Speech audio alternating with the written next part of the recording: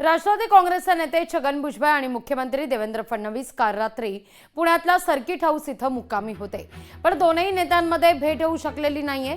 छगन भुजबळ एका नियोजित कार्यक्रमाला जात असताना त्यांना मुख्यमंत्र्यांची भेट घेणार का असं विचारलं असता भुजबळांनी मला नियोजित कार्यक्रमाकरता निघायचं असल्याचं म्हटलंय।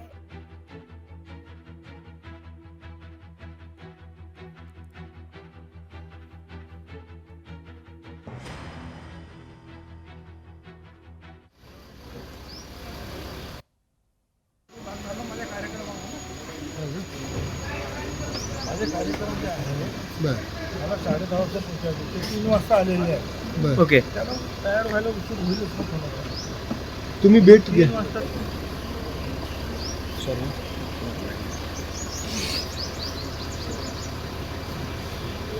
ठीक आहे।